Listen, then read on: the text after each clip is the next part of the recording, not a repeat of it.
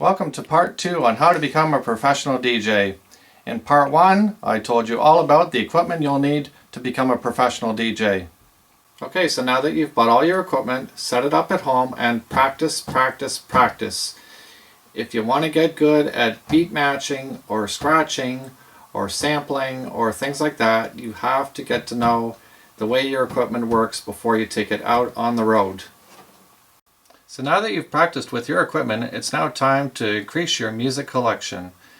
What you can do is, if you play CDs and records, there are still stores out there that sell CDs and records.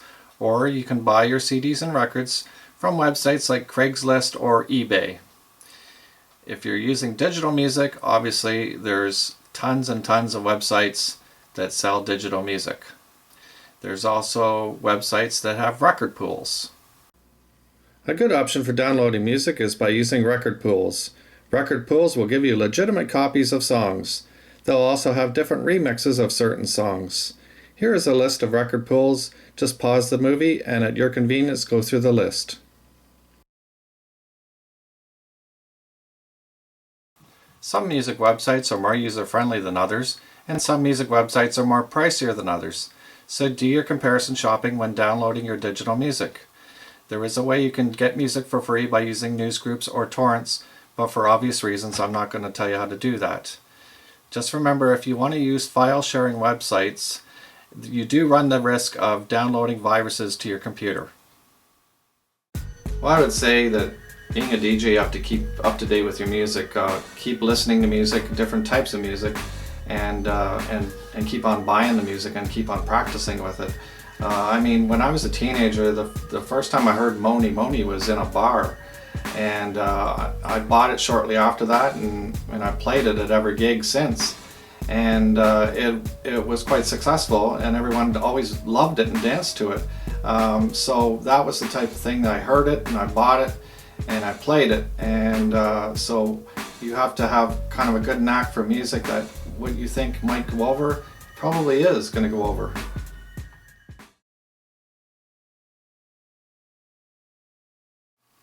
Before you start DJing or advertising, you need to give yourself a business name. A business name is what people are going to remember you by. A business name should be professional and easy to remember. My business name was Star Performances Disc Jockey Service. Now, Star being of celebrity status or entertaining, and performances being by a group of shows. You also might want to consider having a slogan. Now let's take, for example, the business name of the Home Depot. The Home Depot slogan is more savings, more doing. Star Performances Disc Jockey Service slogan was music for the mood. So therefore, if it was a wedding, there was appropriate music. If it was a Christmas dance, there was appropriate music. So if you're doing just weddings, you might want to have a slogan as perfect music for your special day, or something that describes your business name or what you do as a DJ.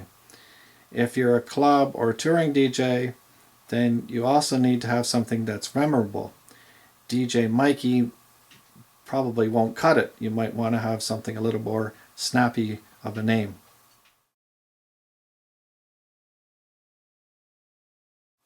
The broadcasting of copyrighted music is not permitted in many countries. So before you become a DJ, find out if there's any licensing involved in your region. Here in Canada, a DJ will require what's called a Connect Music License. A Connect Music License, formerly the AVLA, is what permits a DJ to broadcast or play music in a public facility. Some public facilities may already have this Connect Music License, but there's going to be facilities that do not have this. So it's better to pay the annual fee for this license rather than having an inspector from the licensing agency come in and slap you with a big fine for playing copyrighted music. Before you start taking bookings, you're going to need to decide what to charge your clients. As I was saying earlier, in the 1980s and 90s, I used to charge about $75 an hour. Well, times have now really changed, and DJs are charging between $200 and $300 an hour. It's going to be all about what you think your service is worth. you can charge low prices and undercut your competitors, and this may gain you more business. What I used to do is charge a really low price for school dances because they didn't have much of a budget. Then for all other regular parties I charged another amount. And then for weddings I charged a higher amount because sometimes they require dinner music and weddings are more formal and they just basically take more work. So you can do the same thing, or if you offer different types of service, like if you have a light package, you could charge one price for the music and then another price for the lighting package. A lot of DJs don't do this. They just combine the lighting price within their music package. To find out what DJs charge within your region, you could phone them and pretend you're a customer. Keep in mind, if you do this, a lot of DJ services won't give you a price over the phone because they're aware that other DJs do this. So they will ask to meet you in person. So if you prefer not to do it this way, what you could do is join a DJ organization. And then that way you can network with other DJs in your region and find out what they're charging. As I said, it's going to be all about what you think your service is going to be worth. Okay, so now you've got your car, you've got your equipment, and you've got your music. Now it's time to start advertising and get your name out there to get gigs. So the way to do this is both advertise and market yourself in several different ways. The first way you could do is put your name in your local Yellow Pages. Your local Yellow Pages is a business directory of all businesses within your region. The next thing you could do is put your name in your local newspaper. Put a small description of yourself and what your service is all about and that you're available. As well as newspapers, there's also magazines. Put your name in a magazine that describes your service and exactly what you do. The thing you should not do with newspapers and magazines is put your prices in there, because obviously your prices may vary from function to function. The next thing you could do is advertise on billboards, like bus stop billboards, or even right on the sides of buses they have billboards. Put your name on there, something catchy with your slogan name, your business name and your slogan name. You can, if you're going to plan on doing a lot of weddings, then you could enter yourself into bridal shows. Now the good thing about bridal shows is that it's targeted to the wedding market, and guys and girls that are engaged will go to bridal shows and they will book services right at that show for their upcoming wedding. So if you're there and there's only a handful of DJs there, potentially you could get a lot of business from this. Probably the best way right now is on the internet, online. And you could create your own website, your businessname.com or .ca or whatever it might be. The way to do this is to go to a registration site like GoDaddy.com and entering your name there that you want to create your website as. And that sites like that will tell you if your name is available to be a domain on the internet. And then if it is available, then you can get, and if you're not creative or know how to do programming, how to write websites, then you can always get someone to do that for you. And there's also a lot of sites that just have templates that will automatically do it for you. Or you can get a site that will just host your name. So they'll have, you know, like tripod.com/ and then your name. That's called a subdomain. So you could do it that way if you don't want to pay the money for having a designated domain like yourname.com.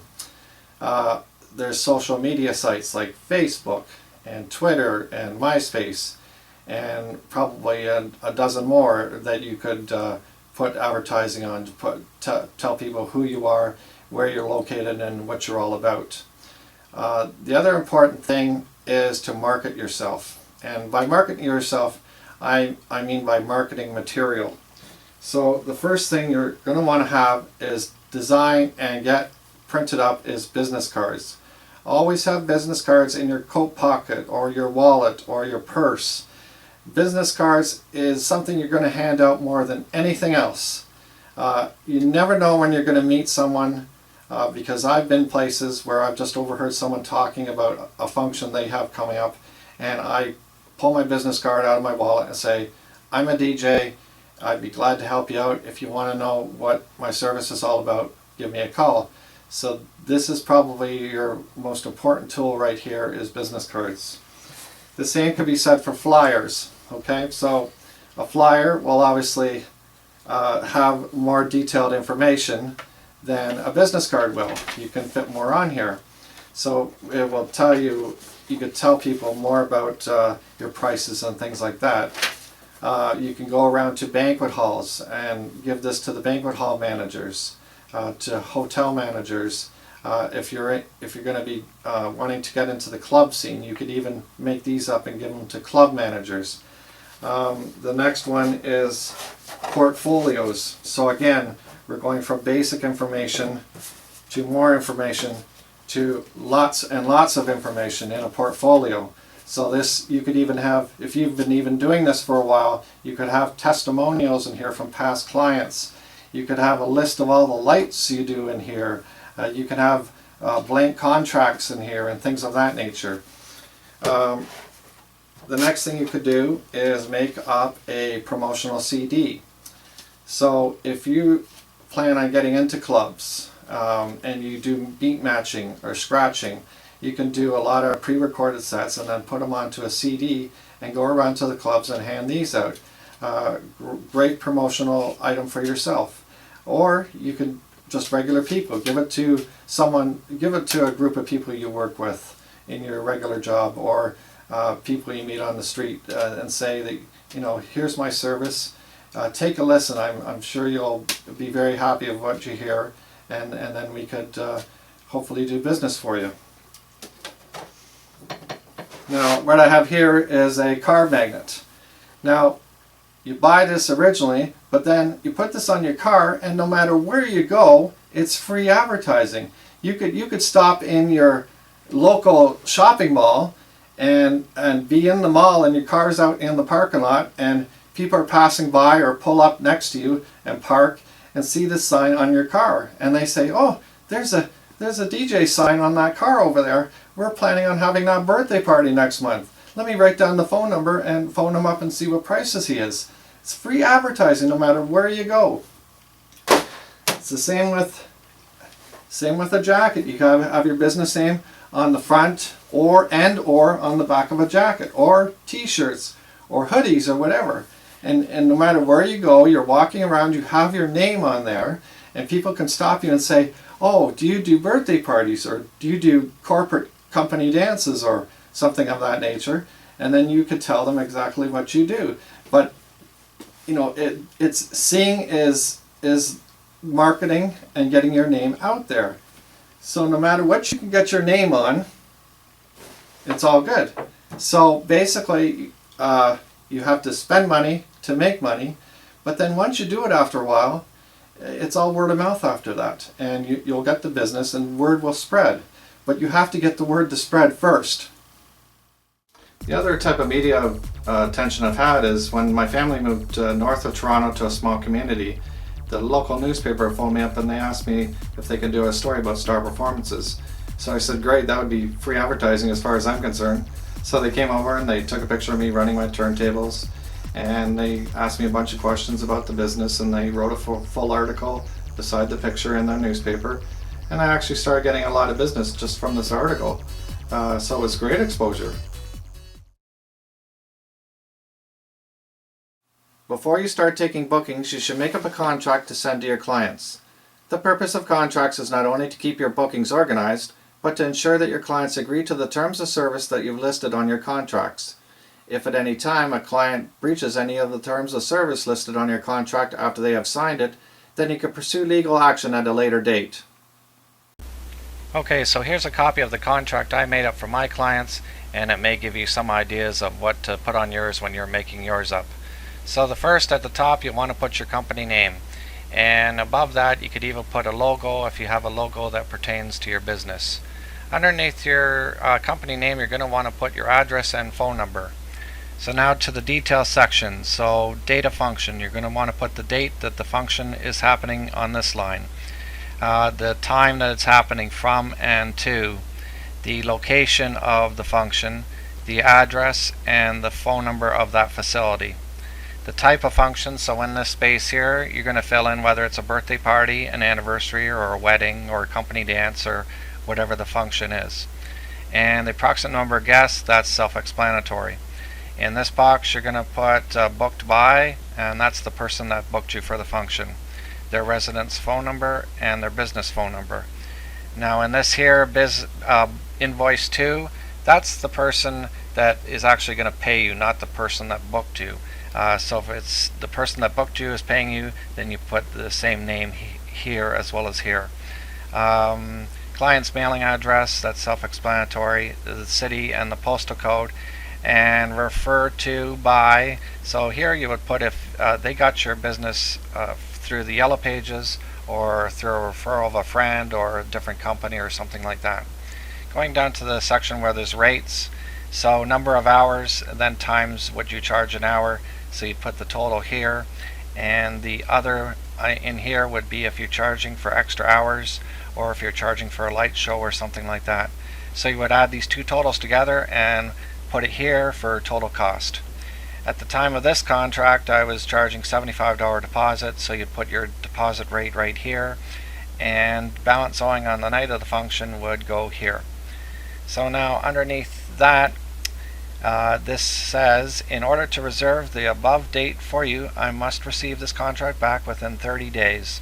I hereby understand and conform to all the information, rates, terms, and conditions stated in this contract. So you would get the client to sign right here on this line and then date it as well. And then underneath that would be, please see the reverse for terms and conditions. And here's the back of the contract where it states those terms and conditions. So as we read here, please read the terms and conditions of the contract carefully. Sign your name on the reverse where indicated and return it in the envelope provided. Okay, so here's some of the conditions that I used. It'll give you an idea of some of them that you could use. So number one, the rates of service are as follows. For 4 hours or less, the price is $325. Each additional hour is $75. So that's the rate I was charging at the time that I made these contracts up. Number two, the deposit is set at the amount of $75. So if you're charging a different deposit rate, then you would change this amount right here. This deposit is non-refundable unless cancellation is more than 30 days prior to the date of the function, in which case half of this deposit may be refunded. Number three, the balance of payment must be in the form of cash, money order, certified check, or company check. Personal checks will not be accepted under any circumstances unless it is for the deposit. So the last thing you want to do is accept a personal check on the night of the function, because a week later when you go to cash that, it may bounce and then you're out of luck for all the hard work that you did on your gig. Number four, the balance of payment must be given to the disc jockey at the start of the evening. The DJ has the right not to begin until payment is received. Again, as I spoke about earlier, it's very easy for someone to come up to you at the end of the night and say, well, we didn't like your music, so we're not going to pay you. So again, you're out of luck. Number five, any persons wishing the DJ to play overtime must receive the approval of both the person whom booked Star Performances and the manager in charge of the facility in which this performance shall take place. So a lot of facilities get very agitated if the party's going overtime because they want to clean up and get out of there. So it is a good idea to get the approval of the operating manager to go overtime. Number six, Star Performances reserves the right to withhold any prizes or gifts offered by our service. So if you give out any prizes or gifts, you can put that in there as well to withhold them for any reason that you want.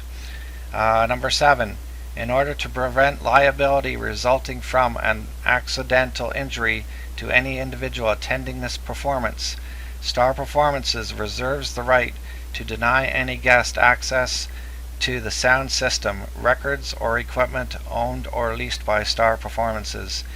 In the event the DJ believes any unsafe situation exists, he may call upon the client to remedy the situation. If no action is taken, The DJ may cease operation until the situation is resolved. Okay, so what the first part of this means is that if someone uses your equipment without you saying so, and they drop something on their foot and break their foot or something like that, then you're liable. So you've got to put something like that in there. The second part of this is that if a fight breaks out, well, you don't want to risk damage to your equipment, so you want the fight to be remedied as quickly as possible. So there's some ideas of terms that you can put in your contract. It's always safe to put out terms like this and get them to sign it, and it keeps you safe, and it puts the client at somewhat of comfort as well.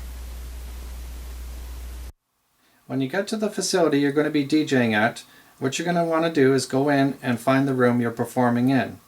Once you find the room you're playing in, find the person that booked you and find out exactly where you're going to be setting up. Some DJs go to the hall prior to the date they're performing there, and this would make you more organized, plus give you a sense of if there's any stairs and how far you would have to carry the equipment and how much equipment you want to bring in the first place. Some of the places I've performed at, there's actually so many, but I guess some of them that stand out is I once did a Legion north of Toronto, and at this Legion we once did a Halloween dance, and there was like 8 people there, so that kind of stood out.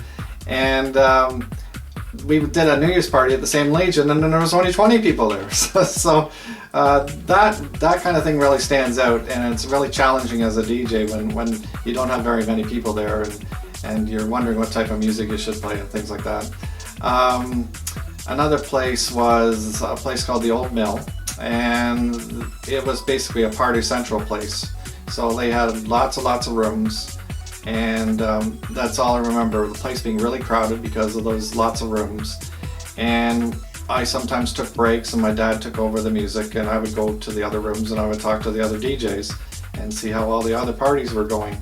Another place would be Howard Johnson's Airport Hotel, and that place stands out because that's where all the WWF wrestlers used to stay as well.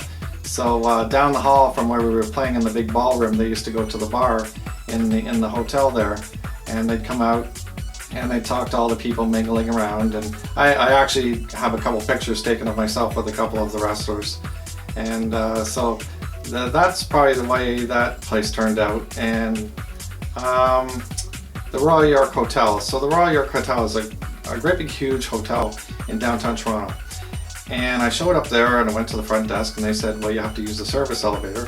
So I went around the back, and the person that worked there that was supposed to show us in opened up this elevator, and I swear to God, this elevator could fit like a huge truck in it. So here I am with my dad with all my little equipment in this huge elevator about the size of a house, and going up to the 6th floor or whatever it was. And that's what stood out about that. The party turned out to be a good party, but it was the elevator ride that was memorable about that. First, locate the electrical outlets closest to where you'll be setting up. If you plan on running lights as well as sound, then ask someone that works at the facility if these electrical outlets are on separate circuits. First, start by setting up your table. Now before I do that, let me just show you something about these kind of tables. These legs normally lock into place like this. Okay? So now when you go to set it up, you want to make sure that this joint here is all the way out. And then normally they have a ring on here, so you got to slide this ring over. That way, if I try and fold this back again, it's not going to fold back because the ring is going to be there to catch it. So I've done that side, and I'll do this side, make sure the joint is straight, put the ring up, test it, the ring catches it, it's not going to fall. So then at that point I could put my table up. Now if the facility you're playing at already has the table set up, then you're going to do the same thing. Check under here, make sure these joints are secure. The last thing you're going to want to do is have this table fall down with all your equipment on top of it. To make your table look a little bit nicer, ask someone at the facility if they have a tablecloth that they could put over the table. if you brought your own table, then go out and buy a simple tablecloth that you can also use. So now you have your table set up and your stuff brought in from the car. What you want to do to set up is start with the big stuff first to the smallest stuff.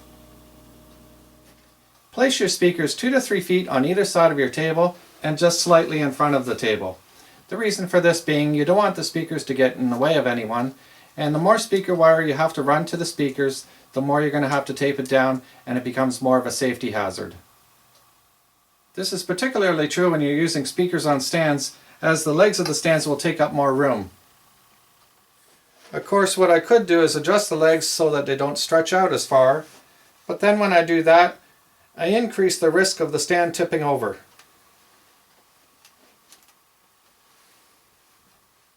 The next thing you want to do if you're carrying passive speakers and you have to carry a separate amplifier is set up your amplifier underneath the table.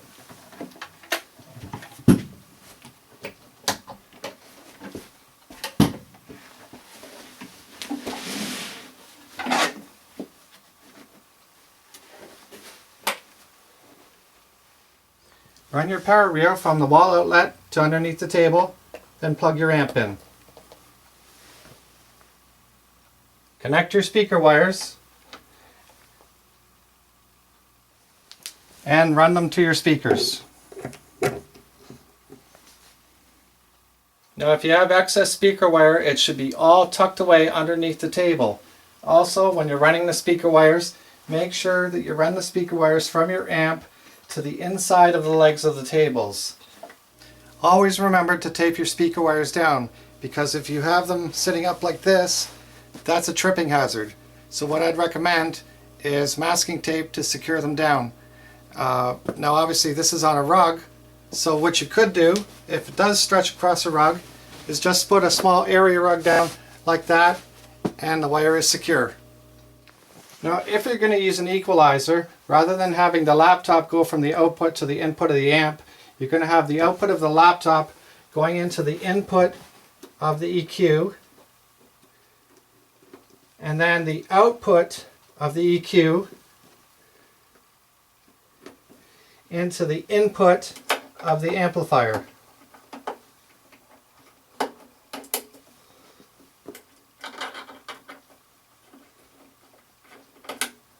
Okay, so output, input, output, input, then the speakers are your output. So then if you're using a laptop and digital music, this is what your tabletop would look like this. Now sometimes I have seen setups like this, where they have a MIDI controller or a mixer, and they have a riser. Again, I'm just using this wire rack just as an example.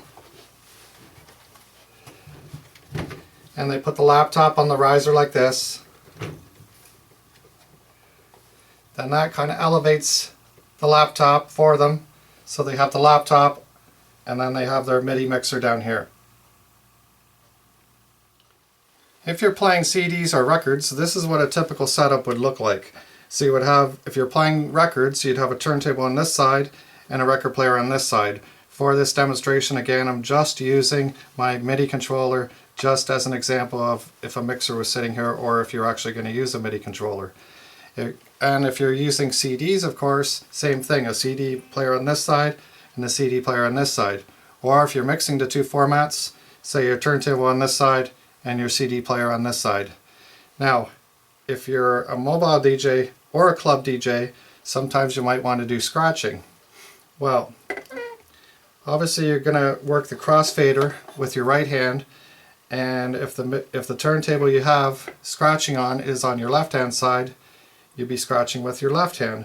But sometimes you're going to want to be bringing your left hand over to the mixer.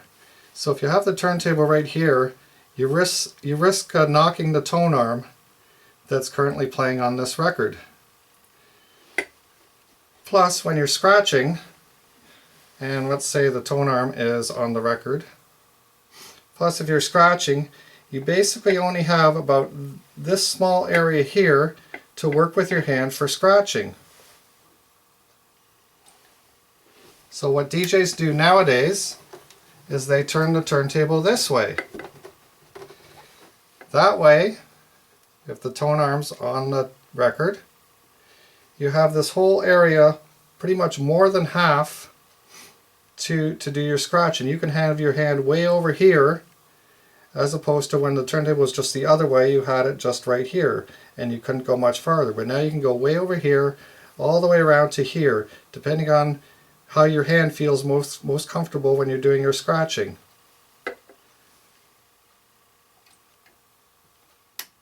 Now if you have a lot of wires hanging on the front of the table from your equipment, what you should do is gather them up and place either a zip tie or a twist tie around them. And that way it only makes one cord, one thick cord, and it makes it look a lot neater. If you're doing a banquet hall or a wedding, ask one of the associates there if they can give you a table skirt. Basically what a table skirt is going to do is cover the whole front of this table. So I'm just going to use this white towel as an example. So when they attach a skirt to the front of a table, they'll use clips. The clips will clip in here to the side of the table, and it will cover all your wires on the front of the table. Of course, what you could do other than that is go out and invest in a facade. DJing is obviously about entertaining people. It's also about having a professional visual presence as well. In order for people to know who you are and potentially remember who you are, then you're going to have some sort of signage at your gigs. Get a sign made up with your company name on it that you can display in front of your table or up behind you on the wall. This is the sign I use. As you can see, the sign rolls out because it is vinyl and the letters are printed right on it. Don't get a wooden sign that you can't fold up. So get a sign made up like this with your company name on it that looks very professional, and people are going to know exactly who you are. So now that you've set up your equipment, it's time to organize your music. Obviously, if you're using a laptop with digital music, then your digital music should all be sorted in designated file folders. But if you're using records, then say for example the 45s I showed you earlier with the case of fast on one side and the slow 45s on the other side, why not take the ones you're more than likely going to use out and put them into smaller piles on the table, a fast pile and a slow pile, and then you can either set this to one side or take it right off the table completely. The same with CDs. If there's ones you know you're absolutely going to play, then take them out of the case and put them in a pile, on a single pile on the table, or in double piles of fast and slow. Or what you could do as you're going through your CDs, if you're in the middle of playing one, leave this one up, say that's the one you're playing, and if you go to another one, and this is the one you're going to play. So you're leaving them up like this. Okay, so the same goes for LP records or 12-inch singles. If you're using them and you want to keep them in the bin like this, then the one you're using you can pull up like that, and you can take another one and put it up the same way. The more organized you have your music on your computer, then the easier it's going to be to find it. There's a couple ways to do this. First, you can simply put the band or artist name under alphabetical order in each folder like this. Or the other way is to simply put it into different genres. So we have a genre folder of big band, country, current music, dance, dancehall, disco, easy listening, hip-hop, Motown, novelty, oldies, pop, rap, reggae, rock, and you can put any other genre you can think of. So once again, the more organized this music is, the easier it is to find it. When setting the volume of the music for the night, what you're going to want to do is set the volume on the mixer first and then set the volume on the amplifier second. The reason for that being that if you set the amp on say 9 or 10 and then you want to raise the channel fader on the mixer, the music might be too loud. So basically you want to have the peak volume before distortion on the mixer first, and then you want to have the clipping of the amplifier second. So what you're going to want to do on the mixer is put this at 3/4, put your amp at about half, put the mixer at 3/4, and let's say the master you could put at number 8, so you have a little bit of wiggle room there as well. And the channel faders you're going to want only 3/4 as well. So let's say I'm playing a song on phono 1 and I want to go mix the song in on phono 2. Well, if the song's not loud enough that I'm starting to play on phono 2 is not loud enough, then I can always raise it. But if I already have these two channel faders at the top and that song's not loud enough, I can't go up with that volume of music anymore. So that's why it's better to have them only at 3/4, and then that way you can adjust the volume that way. And then as the evening goes on, or depending on the size of the hall, then you can always turn your amplifier up. If it's only halfway, you can turn that up at that point if you need a louder volume. Before you start the music, you need to get paid. After you set up your equipment, go to the person that booked you and politely ask them for payment. If that person has already given you a deposit, then show them the contract that states that balance of payment is due before the music starts. The reason you want to get paid before the music starts is because at the end of the night, someone can easily say they didn't like your music and then they won't pay you. At the beginning of the evening, you're going to want to tell the person that booked you to tell you when to start the music. The last thing you want to do is start the music and there's still some presentations to be done. You may find that there's some people in the room that ask you, when the hell is the music going to start? But there's a fine line there where there's dozens of other people in the room that want the music to get going, but at the same time, you want the person that booked you to be happy. When you perform at your gigs, your appearance is also very important. Right now I'm dressed semi-casual. Semi-casual means I have a dress shirt on and jeans on. If I was just casual, I would have a t-shirt on and jeans on. I would not dress anything less than semi-casual, even if you're doing school dances and small functions. If you're doing more like birthday parties and anniversaries and company dances, I would dress like this. So now I'm semi-formal. I've got dress pants on, a dress shirt, and a tie on. Now if you're going to do weddings, you need to be even more formal than this, like this. Now this is formal. If you're not much of a bow tie person, you could go back to a regular necktie. Now let's go through this if you're a female DJ. If you're doing small functions like school dances, you can wear jeans and a dress blouse. If you're doing larger functions like company dances, you can wear dress slacks and a dress blouse. If you're doing weddings, then you can wear a dress skirt and a dress blouse or a dress. But basically what I'm saying, the better dressed you are, the more professional you're going to look. When you get to a function, you need to look around and determine what type of people are there. In any setting of society, we all try and determine how old someone is. While it's not too hard to see if someone has gray hair or what they're wearing, this is true when you go to a function. You need to try and guess how old the people are. Now obviously if you're doing a school dance, you're looking at teenagers. If you're doing a banquet or a company dance, you're looking at a mix of people, young and old. If you're doing a wedding, again, young and old people. If you're doing a 50th anniversary, well then it's going to be more older people. If it's a Legion dance, again, quite possibly more older people. If you're doing a club, well, again, it's probably young people. So determine what age you think they might be, and then you can gear your music appropriately. And of course the other way is obviously just asking the person that books you what the major age range is going to be. Okay, so now I'm going to talk about some music ideas for you. If you're a mobile DJ and you do a lot of weddings, sometimes you're going to be requested to do ceremony music. So if you're a DJ that spins vinyl, the first vinyl record I have here, it's a double vinyl album which is by Virgil Fox, and this is actual ceremony music. So it will have the coming in music, it'll have the big trumpet organ thing for Here Comes the Bride, then it'll have the music during signing the registry, then it'll have the recessional music, and then the guests leaving the church. So a good idea for those of you who want to do the ceremony music. I'm sure this is also available on digital as well. Now I know as time goes on that it gets more out of fashion, out of style, the older music, but if you're at a wedding where there's older people, you're doing anniversaries, 50s, 60s anniversaries, or some Legion dances, you still might get requests for some big band music.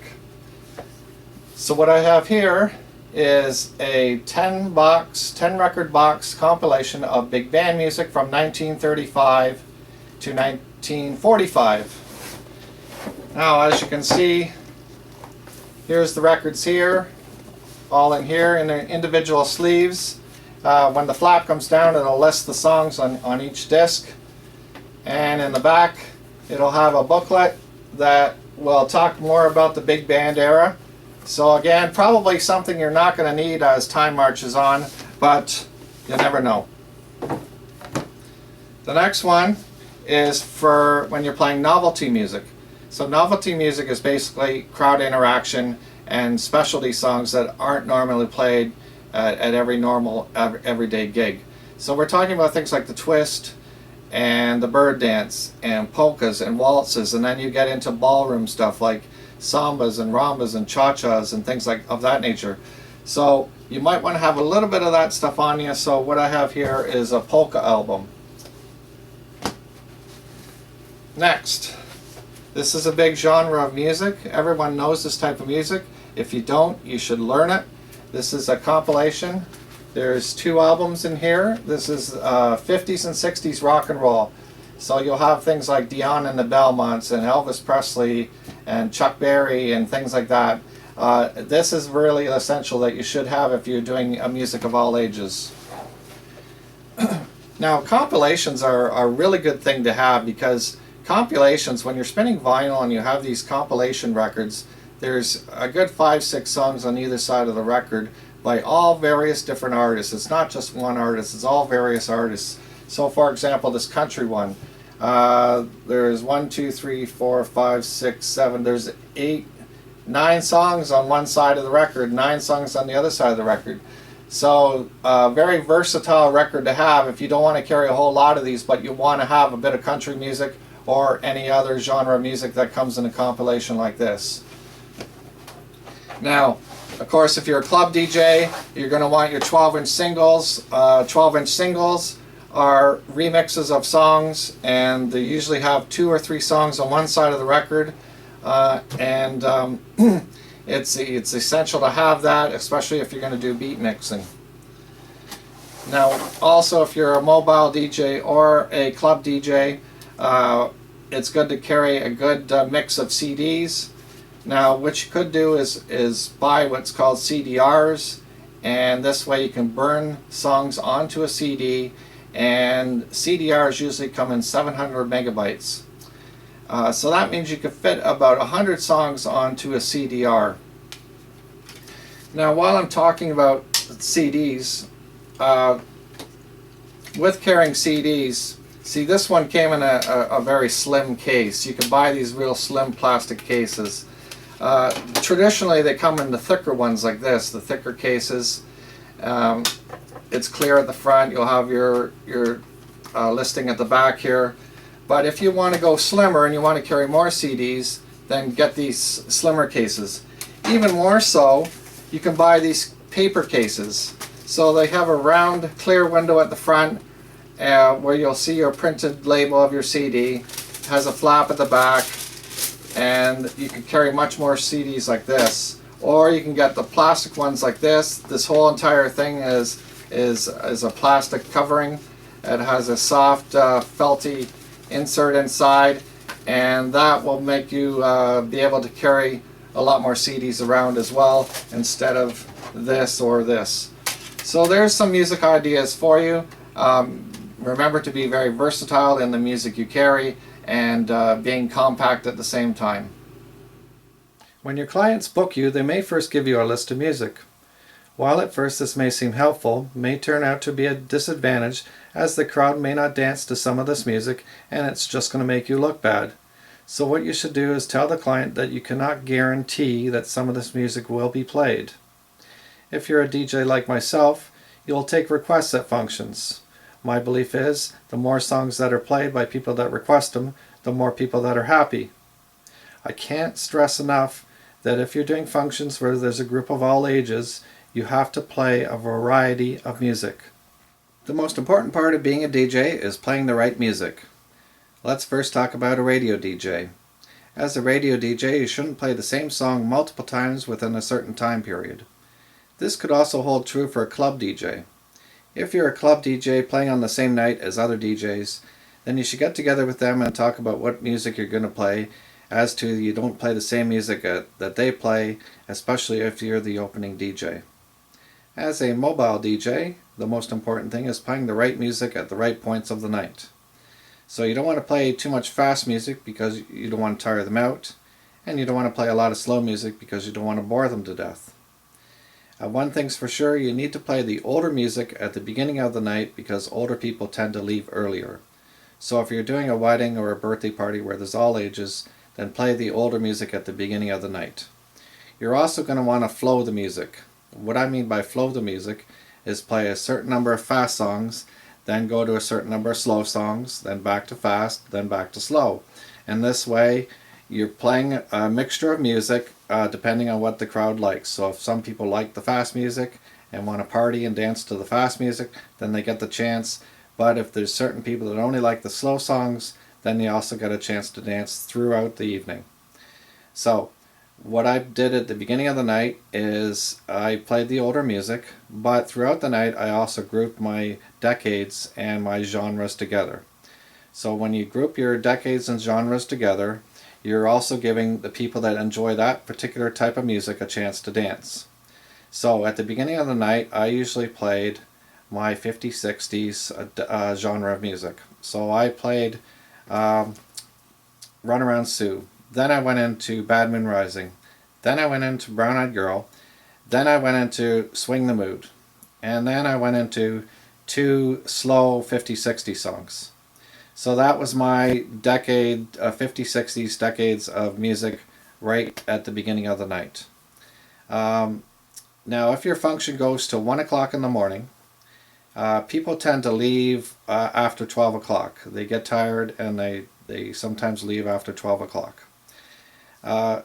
What you should do is play your peak songs, your most well-known and party songs between 11:30 and 12 o'clock, because most of them at that point in the night, they want the music turned up and they want to party and they've had a lot of drinks on them.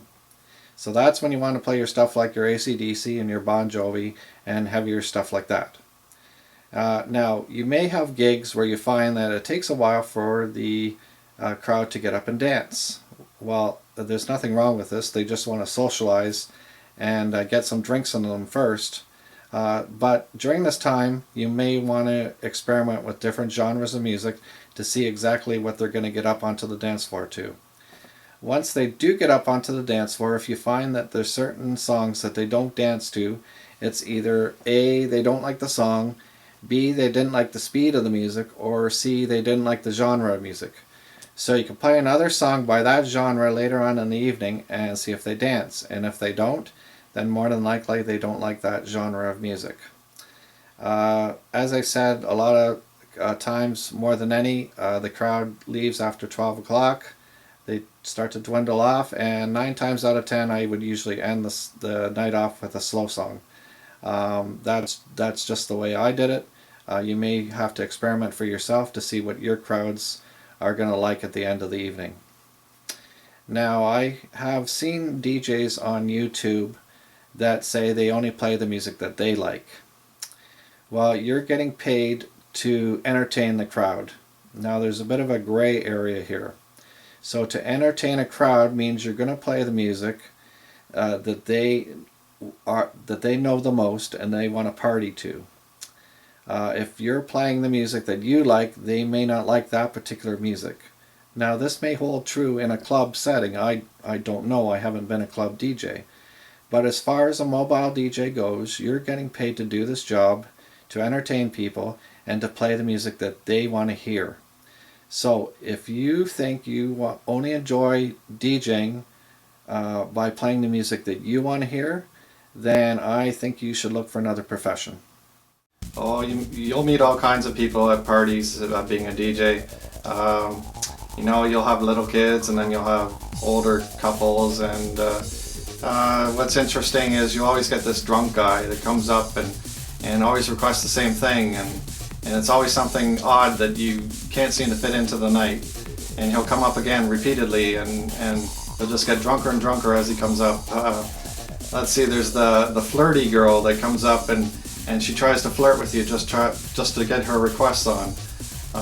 There's a guy that will come up and he'll say, "Oh, well, I'm a DJ too, and what kind of stuff are you using there, and what kind of music do you have, and I think you should be doing this," and basically pretending that he's some sort of DJ, or maybe want to be a DJ.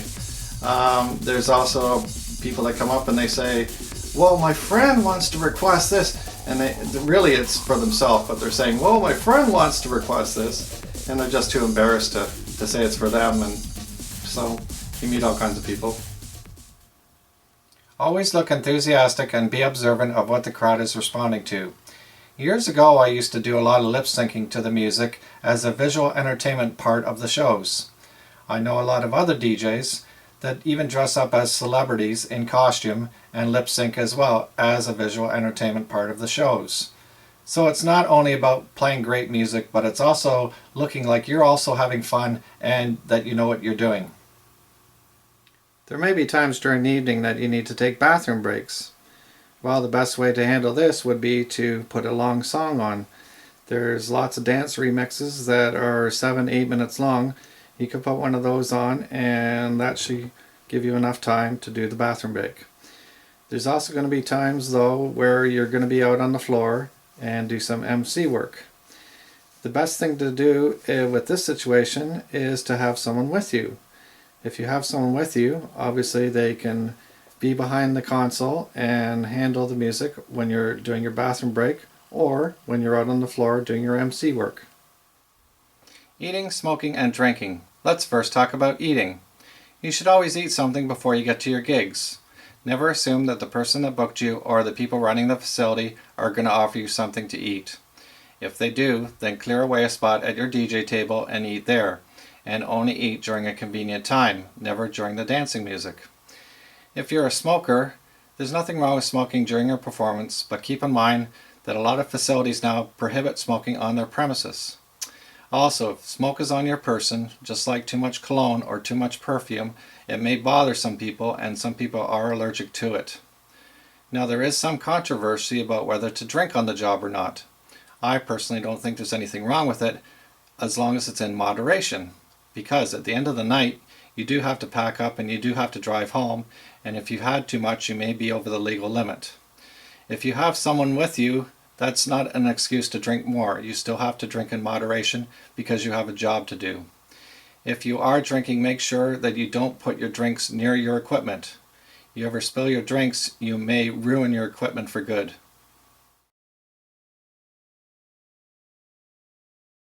Now we'll talk about cueing music. Cueing means to start a song exactly where you want it to start. First, I'll show you how to do this with records. Okay, so I have a record on the turntable with the needle on the start of the record, and what I need to do is cue this song up, and I do that by finding the first note of the song. Now normally you would do this with a set of headphones, but for this demonstration you'll hear the music come through the speaker. So what I'm going to do is wind the record forward. And there's my first note right there. Now I'm going to wind this a little more than halfway back because mine's an older turntable and it's a little slow on startup.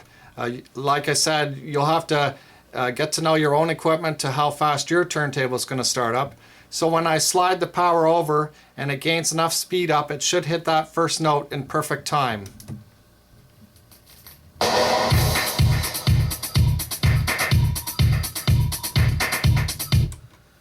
Okay, so I'm going to do that over again.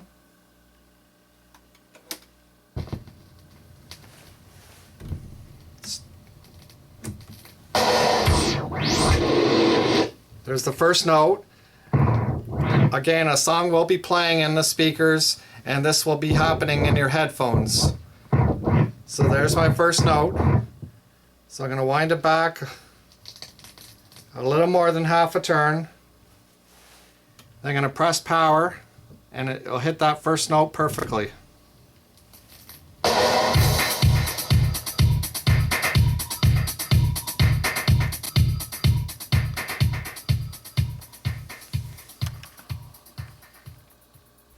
Now I'm going to show you how to do cueing using digital software. For this demonstration I'll be using Decadance. Most DJ software you can buy will do the exact same thing as what I'm going to show you here. Before I begin, I'd like to thank DJ Bolivia for allowing me to download and use some of his music creations for this demonstration. So as I said a moment ago, cueing is basically to start the music at a particular spot that you want it to start at. Using cue points is basically like placing markers throughout the song where you want the song to start at as well. So I have a song loaded in deck B and a song loaded in deck A. The best way to determine where to put your cue points is to use the sound waveform below each deck, like this one here in deck B and this one here in deck A. Now as you can see, deck A looks quite different than deck B. Deck A has all the red going all the way along here up to this point, and then the green, and then the red to finish off the song. But deck B has green here at the start, then a mixture of red and green here, then green, just green right there, then a mixture of red and green, then green again. Now basically what this means is that the green is softer notes, softer points in the music, and the red is like bass beats. So if I click right here on this waveform in deck A, you'll see that all these red blips, they all represent bass beats. As if I play the song here, you'll hear all the bass beats there. Now if I press in deck B, where the green is, you'll hear there's no bass beats. There's just synthesizer and some vocals there. Okay, so in any digital software you'll see what's called a queuing panel. So here's my queuing panel for deck B in Decadence, and here's my queuing panel for deck A in Decadence. I can have this on the left side, or I can have this over on the right side if I so choose so.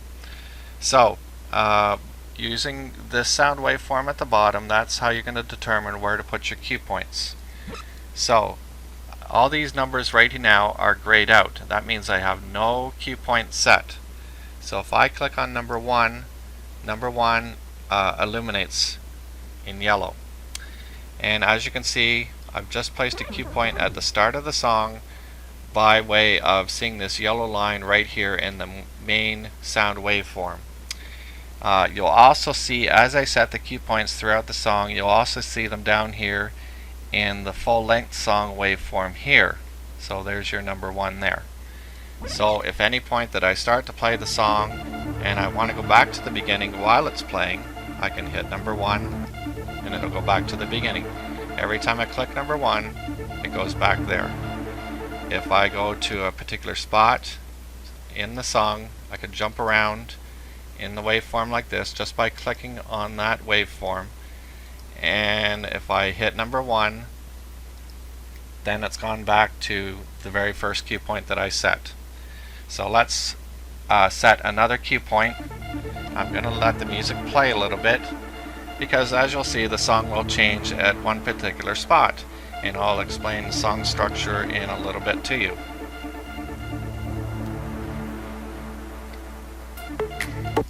Okay, so right there it changed ever so slightly, so I'm going to set cue point number 2. So now 2 was grayed out, and once I clicked on it, it illuminated. And now as you see down here as well, there's a number 2 there as well. So as I play the song and I want to go back to that spot, I click on number 2 and then it goes back to it. Okay, so let's continue. We'll try and set all 8 cue points just so you can get the idea of what's happening here. Right here there's some bass notes. So let's set this one. That's number 3. Click on 3. Okay, so now as you can see, that's going to be very effective for when I do beat matching. I'm going to start right on that beat right there. Okay, so let's go to number 4. So as you can see, the more prominent the display is, the louder the music is, and then as you get along here, it's a really thinner line, and that means the music goes quite quiet at this particular spot. So let's place a cue point at that particular spot if I want to mix in a quiet spot. So click number 4, and now I have my number 4 set as a cue point. We'll continue going along. Looks like there's a quiet spot right here in between this stuff here, so I'll click there, and sure enough, from here to here is all a quiet spot. So let's start the music on this one here where it starts to pick up again. Cue point number 5. Okay, so as you can see, all these cue points are all being listed down here. 1, 2, 3, 4, and 5. Okay, we'll go to number 6. Let me go along here. Where do I want to go? Let's go to here where it gets really quiet again. And we'll do number 216 as you see on the display at the bottom here. Cue point number 6. Okay, and we'll go along to another quiet spot right here. And we'll do it where it picks up. So number 273.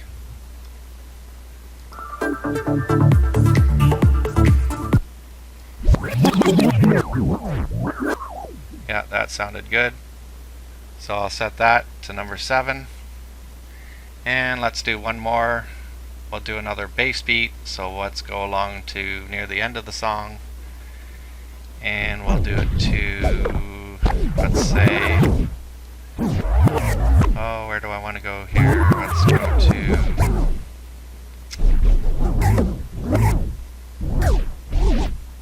right there. Right there.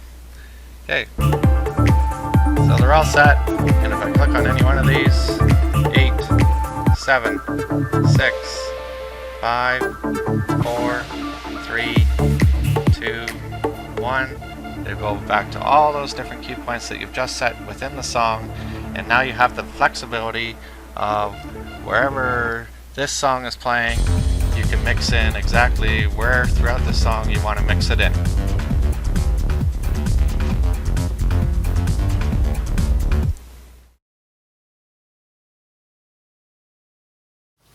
Okay, so now I'm going to talk to you about beat matching. Beat matching is basically adding a song that you want to play and making it the same beat as the song that's already playing. Now what this does, it creates a continuous flow for the people on the dance floor. What this is called is BPMs, or beats per minute. Obviously the more beats per minute, the faster the song is. Now in music, music is made up of bars of notes, and for each bar there's 4 beats, like 1, 2, 3, 4. Okay. Basically when you're beat matching, you're going to want to add the beat in on the bass drum note, that note there. So when you're counting music, that next one, that's when you're going to want to add the next song in. But you just sometimes just can't add it in anywhere. With instrumental music, it's a little bit easier, but with vocal music, it's a little bit harder. Usually there's verses in a song, then a chorus, then a verse, then a chorus. Then there's a middle break in the song where there's going to be instrumental. That's your most opportune time to beat match to the next song. With house and electronic dance music, usually what they do, it's all instrumental, and they usually structure the song so that there's 8 bars to the music, and then they change something. They add an effect in, or they take something out. So how do you know when it's 8 bars? Basically, when you're starting out and you practice beat matching, you're going to have to just count it out. And that can go like this. Basically, you're going to count each bar out. Remember, 4 beats per bar. So you're going to count it out, and I'm going to do it slowly. You're going to count it out like this. 1 and 2 and 3 and 4 and 2 and 2 and 3 and 4 and 3 and 2 and 3 and 4 and 4 and 2 and 3 and 4, 5 and 2 and 3 and 4, 6 and 2 and 3 and 4, 7 and 2 and 3 and 4, 8 and 2 and 3 and 4. Then that's when you're going to want to add your next song in on that next set of 8 bars. I'm going to do that again, and I'll do it slow again. And I'm gonna hit the floor tom for the first beat on every bar. 1 and 2 and 3 and 4 and 2 and 2 and 3 and 4 and 3 and 2 and 3 and 4, 4 and 2 and 3 and 4, 5 and 2 and 3 and 4, 6 and 2 and 3 and 4, 7 and 2 and 3 and 4, 8 and 2 and 3 and 4. Then that's when you're going to want to add the next song in on the same beat again as the bass drum. I'm going to do it again. Going to add the hi-hat in. Going to play 2 notes on the hi-hat for every 1 beat. Okay? We're going to count again. 1 and 2 and 3 and 4 and 2 and 2 and 3 and 4. 3 and 2 and 3 and 4. 4 and 2 and 3 and 4. 5 and 2 and 3 and 4. 6 and 2 and 3 and 4. 7 and 2 and 3 and 4. 8 and 2 and 3 and 4. Then on the next note, you're going to add your beat in. Now I'm going to show you how to beat match using digital software. For this demonstration I'll be using Decadance. Before I begin, I'd like to thank DJ Bolivia for allowing me to download and use some of his music creations for this demonstration. So with any digital software you'll see waveforms on both Deck A and B. As you can see here, the Deck A waveform is a lot different than the sound waveform on Deck B. This is because the song I have loaded in Deck B right now does not start with a beat. It starts quietly as seen by the yellow and green waveform here. Each one of these blips on Deck A, that represents a beat. So as I talked about on the drums with counting bars, we're going to count it with the digital software. And I'll show you what I mean here when I start this song here. 1, 2, 3, 4, 2, 2, 3, 4, 3, 2, 3, 4, 4, 2, 3, 4, 5, 2, 3, 4, 6, 2, 3, 7, 2, 3, 4, 8, 2, 3, 4. Okay, so as you can see, we're at the 9th line here. Now that's important when I talk about this deck now, Deck B. So as obviously you can't count beats because the song doesn't start with beats. So what you're going to have to do is look at the numbers underneath the waveform. So when it gets to number 9, you'll see a yellow line because I've created a cue point there for you to see it. And that when it reaches number 9, the music will change slightly. When it gets to number 17, which again you'll see a yellow line because I've created a cue point there, you'll hear the beat come in. So let's go through this.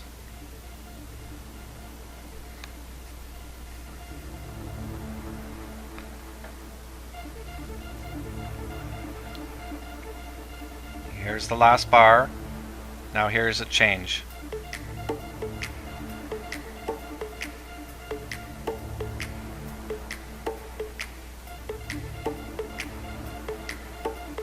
Here's the last bar again, and here's the beat.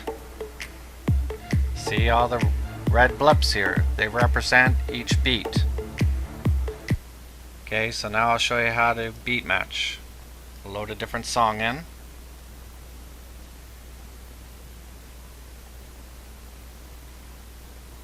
Okay, I've got some cue points already set up here. Okay, so now with beat matching, we're going to want to raise the volume slightly on the song that's playing and lower it slightly on the song that you're bringing in. Reason for that being is that you don't want the song coming in to overpower the one that's already playing. You want a little bit of a room there for adjusting the volume depending on how loud each song is and when it starts. Okay, so I have to put the crossfader in the middle and we'll start this.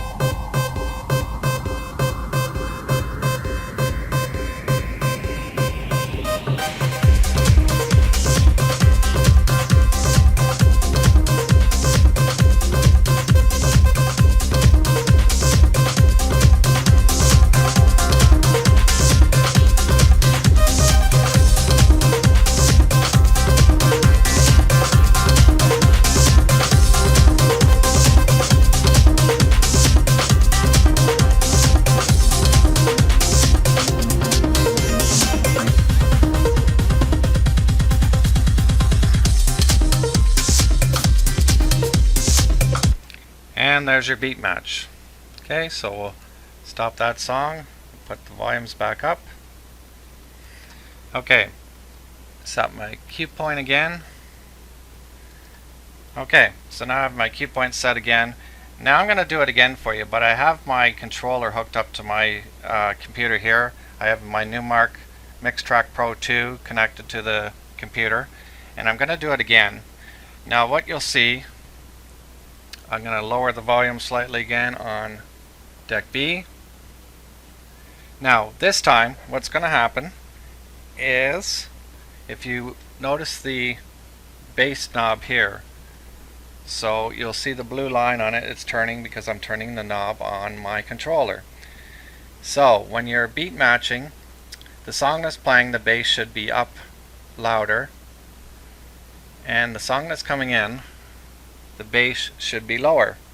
So as the mix progresses, you're going to want to take down, you see the on deck A, the line's moving again because I'm moving the knob on the controller. As the music progresses and the mix progresses, you're going to want to take the bass down on deck A and raise it on deck B, or lower it on the song that's already playing and raise it on the song that's coming in. Again, the reason for this is just like the volume. You don't want it to overpower what's already playing. Okay? So we're going to use the controls on the Mixtrack Pro 2, and we'll do this mix again.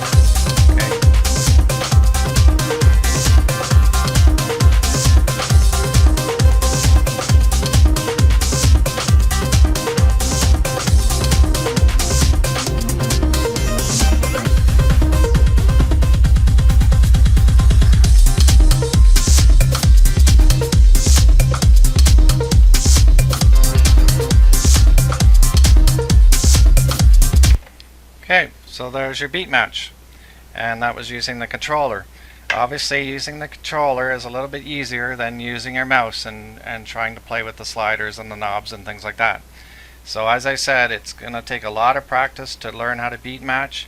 It doesn't come overnight. It's the same with the beat matching on turntables. It takes a lot of practice to do. Now let's talk about technical difficulties. Not everything is going to go perfect all the time, and there will be times when you have issues with either power or some of your equipment.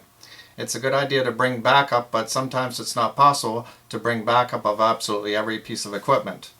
So let's take the first scenario. Let's say you're doing a gig and the music stops and all the power is out. No power whatsoever to any piece of equipment. So obviously what you need to do is go to the plug of your surge protector or your power reel that goes into the wall and check that first. If the plug is out of the wall outlet, simply plug it back in. I have known times where kids have pulled pranks and they pulled the plug out of the wall outlet. The second thing is that if the plug is still in the wall outlet, then obviously this might mean that you've thrown a breaker within the facility.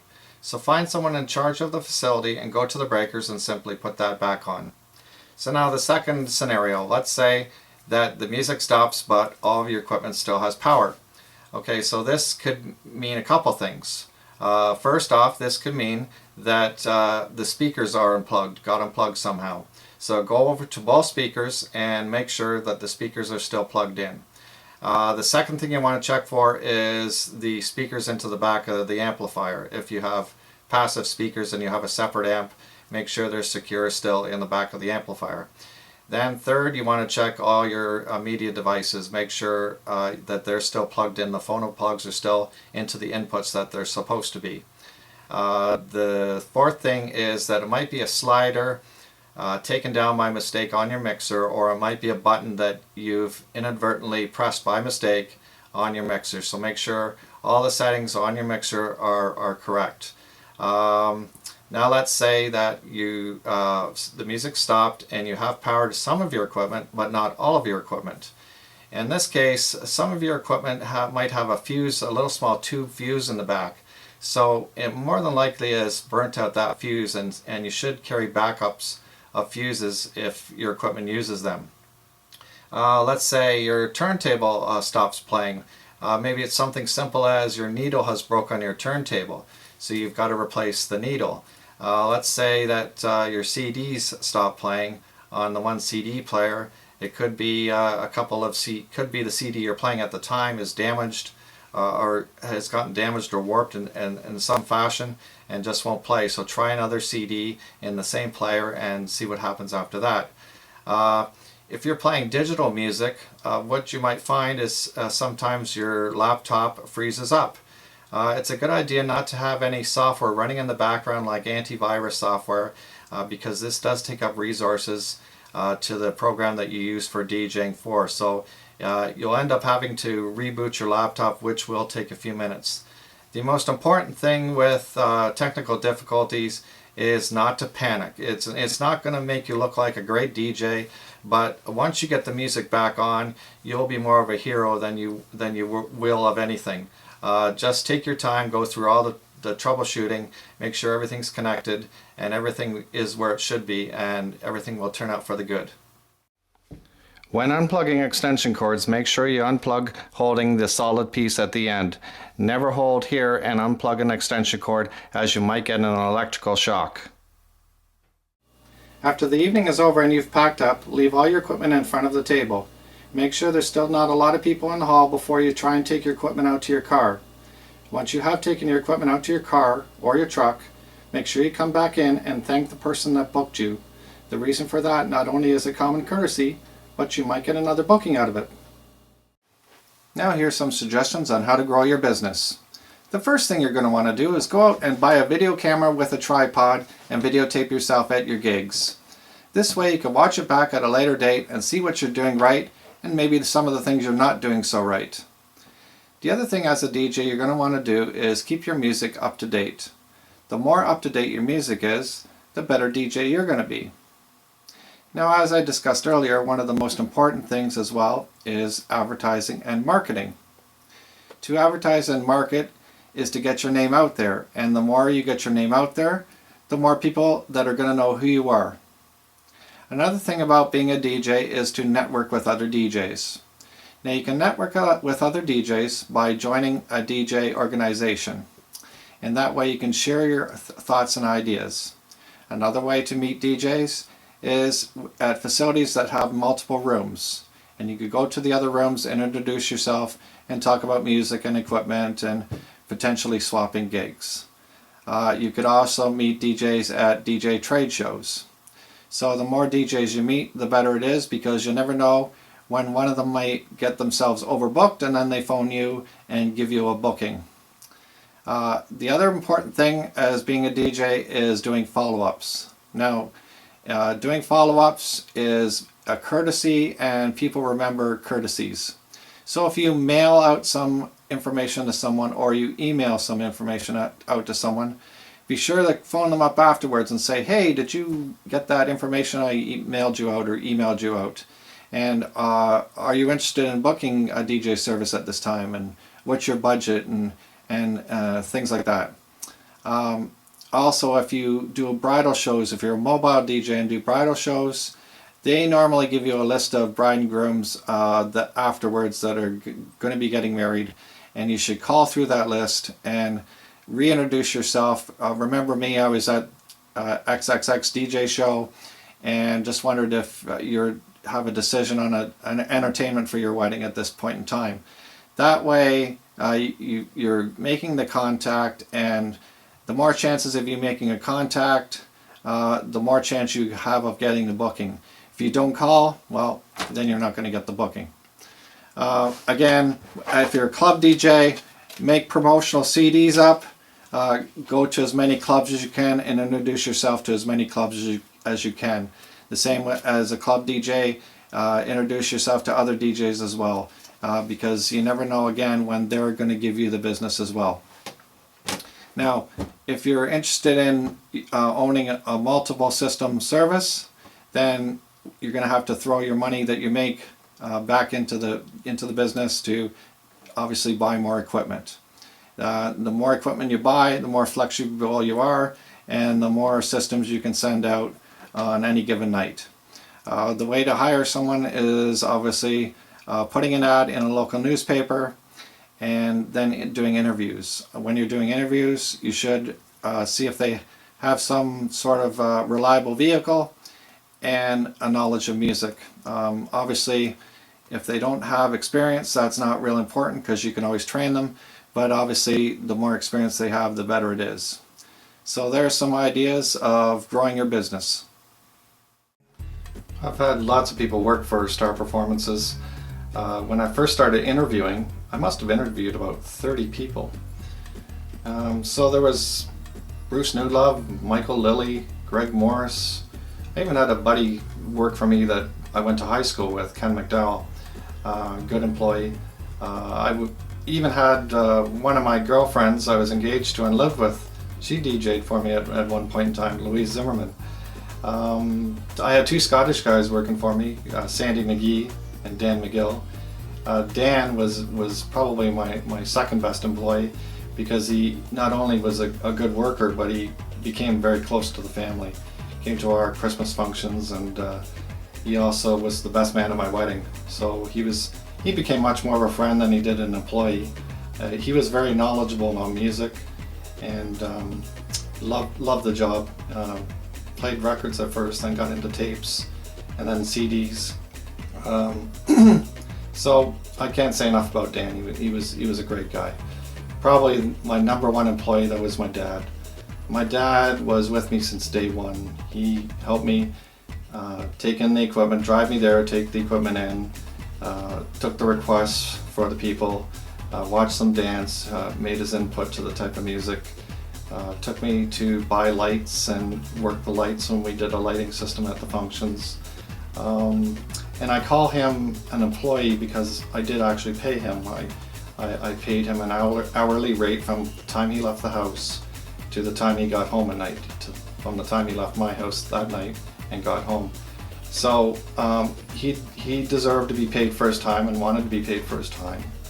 And at the age of 46, he developed MS. So through the years of DJing, he started walking with a cane, and that was kind of hard for him at that point to carry some of the equipment. So, I was doing most of the work, but I'd still pay him because, as I said, I had to pay him first time. So by the time it got close to Y2K, then he started walking with two canes, and it just got too much for him to do the gigs and the late nights. So my wife had to take me out to the gigs at that point, but he truly missed it too. He didn't want to give it up, but at that point he just knew that he was struggling too much. So I think he'd be really thrilled that I'm making a video to teach DJs like this, and he was always my number one employee. Aside from this video, I'm sure there's dozens and dozens of other videos that talk about how to become a DJ. Just go to youtube.com and type in how to become a DJ, and you'll see lots of them there. Lots of those DJs talk a lot about how to become a club DJ, and in this video I talked a lot about how to become a mobile DJ, because that's what I was. So whether it be DJ trade shows, or DVDs, or magazines, or books, or online with lots of websites available, there's lots of resources for you on how to become a DJ.